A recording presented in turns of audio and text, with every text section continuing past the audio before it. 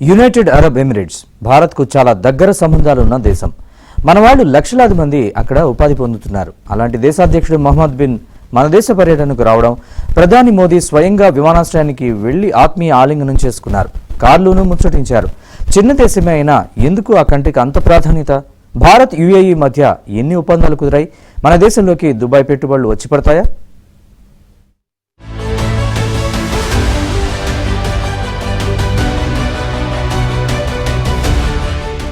United Arab Emirates UAE మొత్తం 7 నగరాల కూటమి.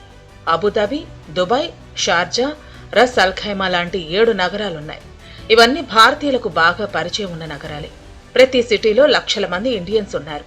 ఇంకా చెప్పాలంటే స్థానికుల కన్నా మనవారే అక్కడ ఎక్కువ.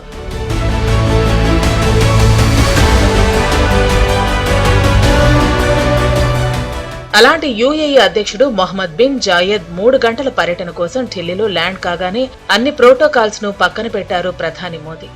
స్వయంగా విమానాశ్రయానికి వెళ్లి ఆత్మీయ ఆలింగనం చేసుకున్నారు. ఒకే కారులో వెళుతూ ముచ్చటించారు.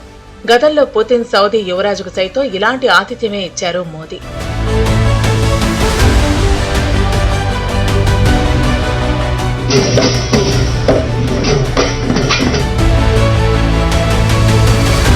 ఇరాన్ అమెరికా పరిణామాలు, ఉక్రెయిన్ రష్యా యుద్ధం, ట్రంప్ చెలరేగిపోవటం, యెమెన్ సంక్షోభం, గాజా అస్థిరత, చమురు దేశాల్లో ఉద్రిక్తతల నేపథ్యంలో ఇరు దేశాల నేతలు భేటీ కావటం ప్రాధాన్యత సంతరించుకుంది. యుఏఈ ఇప్పుడు కొన్ని కీలక అంశాల్లో మనకు నమ్మదగ్గ భాగస్వామిగా ఉంది. టైమింగ్ చాలా ముఖ్యమంటున్నారు విశ్లేషకులు. సౌదీ, ఖతార్తోనూ మనకు సంబంధాలున్నాయి. యుఏఈలో దాదాపు 1 కోటి మంది ఇండియన్స్ పనిచేస్తున్నారు. భారత్కు వచ్చే అత్యధిక రెమిటెన్స్లు సైతం యుఏఈ నుంచే వస్తున్నాయి. This was a really high-powered delegation that accompanied the president. The talks between the leaders, as I said, were characterized by the warmth and special friendship between the two leaders that has become a characteristic of this relationship. That will, in a sense, define our bilateral engagement with the UAE in the immediate near future. First of all, a letter of intent was signed between the two sides to work towards concluding a framework agreement for a strategic defense partnership between India and the UAE. Modi, Mohammed bin మధ్య చారిత్రాత్మక శిఖరాగ్ర సమావేశం 2 దేశాల సంబంధాలను సరికొత్త శిఖరాలకు చేర్చింది. పశ్చిమాసియాలో మారుతున్న భౌగోళిక రాజకీయాల నేపథ్యంలో ఈ పర్యటనకు అత్యంత ప్రాధాన్యత ఏర్పడింది. 2032 నాటికి ద్వైపాక్షిక వాణిజ్యాన్ని $200 బిలియన్ పెంచాలన్న లక్ష్యంగా పెట్టుకున్నారు. ఇది ప్రస్తుతం జరుగుతున్న వాణిజ్యానికి రెట్టింపు. స్ట్రాటజిక్ డిఫెన్స్ పార్ట్నర్షిప్ కోసం ముసాయిదా అగ్రిమెంట్పై సంతకాలు చేశారు.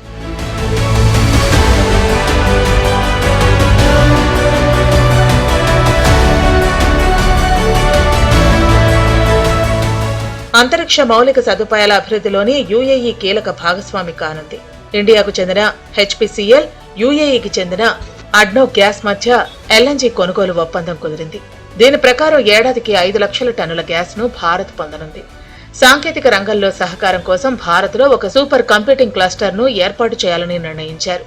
గుజరాత్లోనూ భారీగా పెట్టుబడులు పెట్టనుంది యుఏఈ.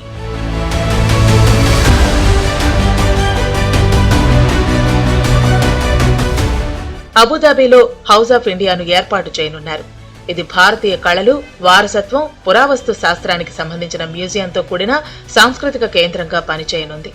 పౌర అణు ఇంధన రంగంలో ఇరు దేశాలు పరస్పరం సహకరించుకోనున్నాయి.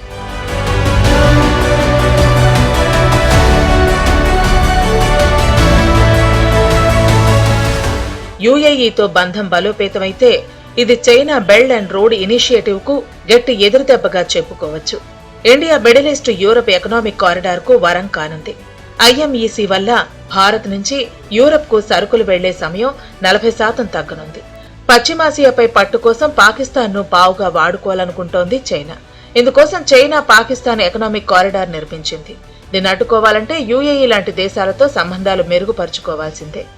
అమెరికా, చైనా తర్వాత అతి ముఖ్య వాణిజ్య ఆర్థిక పార్ట్నర్ మనకి యుఏఈ.